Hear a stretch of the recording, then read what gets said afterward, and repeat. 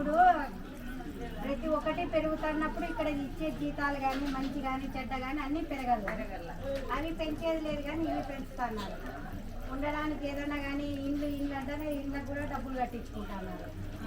ఇంకా కరెంటు బిల్లులు చూస్తే కరెంటు బిల్లులు ఎక్కువే. ప్రతి ఒక్క సరుకు కూడా సరుకులు ఇవి తక్కువ రేటు ఉన్నాయని లేదు. కనీసం ఇప్పుడు తెల్లవాయలు 500 చిల్లర కేజీ, 600 కిలో తెల్లవాయలు ఉంటే ఇంట్లో వాళ్ళు ఏం చేయాలో ఎట్లా ఉంటారు. ప్రతి ఒక్కటి సమస్యలేమా.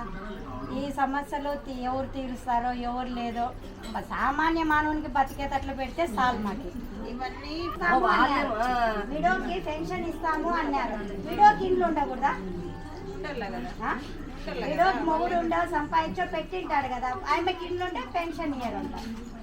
అది ఇల్లు కూడా సెంటున్నర పైన ఉన్న ఇచ్చే 2000 రూపాయల పెన్షన్ కి ఇంకా మేము ఉన్న ఇండ్లు కూడా లేకోకుండా పెన్షన్ కి ఎదురు చూడాలా మేము.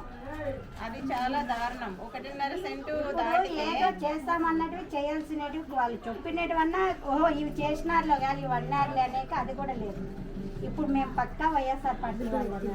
ఇప్పుడు నేను అంత ఇదిగా ఎందుకు చెప్తానంటే నేను దాంట్లో నుంచి నేను కూడా బాగా ఇప్పుడు నేనన్నా ఒకటి రెండన్నా ఇది పడితా అంటే లాభపడి ఉంటేనా బాగా చెప్తా అంటే ఇప్పుడు ఎవరు నా ఎట్లాంటి వాళ్ళు ఎంతమంది ఉన్నారు ఈ బౌండరీలోనే.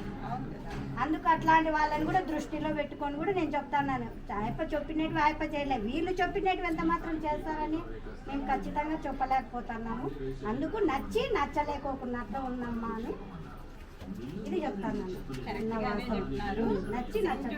సెంటున్నర లేకుంటేనే మీకు పెన్షన్స్ అందుతాయి అంటే ఎంత బాధపడతారు.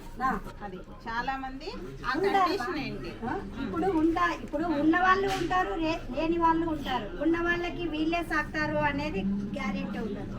నువ్వు పెన్షన్ ఇస్తావని మేము ఆస్తులు పెట్టుకోకుండా ఉండడానికి ఉండదు. నువ్వు ఇచ్చేది మినిమం చెయ్యి. మేము అందరికీ ఇంతని చేసి అందరికీ కేటాయించు.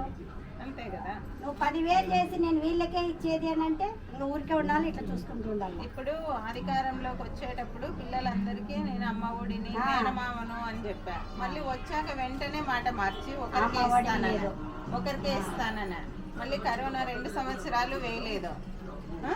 ఇలాంటివన్నీ ప్రజలను మోసమే కదమ్మా చేసిండేది. అది చెప్తాను కదా, మేము పక్కా వైఎస్ఆర్ పార్టీనే. కానీ ఇప్పుడు నాకు బాధ అయ్యి ఇప్పుడు నచ్చకున్నట్టు ఉంది అని చెప్పడానికి కారణము ఇది. చాలా మంది ఇవే బాధలే మీరు చెప్పినట్టే బాధపడుతున్నారు. ఎందుకంటే ఇప్పుడు నేను ఇక్కడ మీరు క్యాన్వాస్ మీరు ఇప్పుడు మాత్రమే చేస్తారు. నేను రోజు క్యాన్వాస్ చేస్తానే ఉంటాయి బౌండరీ మొత్తం అంతా. ఎందుకంటే నా వృత్తి పని వ్యాపారం అట్లాంటి కాబట్టి నేను ఎక్కడ మొత్తం ఎనీ టైం చేస్తాను. ఎక్కడ ఏం బాధలు జరుగుతున్నా ఏం కదా అక్క మీ అన్న ఉన్నప్పుడు మాకు ఈ పనులు జరుగుతాడక మేము వస్తా అంటే మాకు అంటే ఇప్పుడు నాకన్నా లేడమ్మా నేను ఆడికి ఏమని చూస్తాను నాకు అని ఉన్న వాళ్ళు చేస్తారా. మేము ఎవరికన్నా పోయి చెప్తే వాళ్ళు అంతంత మాత్రమే. ఎవరికైనా పోయి ఏమని చెప్తాము ఏం చెప్పుకుంటే సరైన అసలు పార్టీలో పని చేస్తాను మేడం. ఫస్ట్ ఇక్కడ అనంతపురంలో ఫస్ట్ వైఎస్ఆర్ అది కాంగ్రెస్ పార్టీ వస్తూ ఉంది అని అంటే తను ముందు ఉండి అన్నిటికీ చేసినాము. కానీ ఇప్పుడు మేమే ఎక్కడో అయిపోయినాము. ఇక్కడ జరగడము అట్లా జరుగుతుంది. ఇప్పుడు ఏది బాగా చేస్తా అంటే సంతోషం, మా పార్టీ బాగా చేస్తానని చెప్పుకుంటాము. లేదు అట్లా ఇప్పుడు మీరు చెప్పుకోవాలన్నా కూడా నామోషిగా ఉంటుంది. ఇప్పుడు వైసీపీలో ఇప్పుడు నీకు పెన్షన్ రాదు అంటే అవునా నీకు రాదక్క అంటారు. ఇంక నేను ఏమని చెప్పాలా రాదు ఇంకంటే. ఏమంటే అమ్మ నీకు ఇండ్లు ఉంది, నీకు మీద ఇన్ని ఇండ్లు చూపిస్తాను అయ్యి అని అంటారు. ఉన్న ఆస్తులు లేకోకుండా పోవాలంటే ఎట్లా ఉంటుంది. మీరు ఇచ్చేది ఏదో మీరు చెప్తా మీరు చెప్పి నిండేది మాకు మీరు పెన్షన్ నీళ్ళని మాకు కాదు కాబట్టి ఇచ్చినాము అడుగుతున్నాము. మీరు ఏమి ఇట్లా చేస్తున్నారని మేము అడుగుతున్నాము. ఉండని తెలుసని అందరికీ తెలుసలా కొన్ని తెలిస్తేనే బాగుండేది కూడా. ఇట్లాంటి పోయి అన్న పలికితే ఆయప్పకో దాంతన్నా బయట పడతారు. అట్లా ఒక సమయం వచ్చినప్పుడు నోరు ఉప్పల్లా లేకోకుంటే లేదు. అంతవరకు మనం ఏం మాట్లాడలేదు. ఇప్పుడు మేము చేస్తున్నాం వైసీపీ నుంచి అంటే ఏది ఏం చేస్తారని చెప్పండి, చూపించండి రాండి.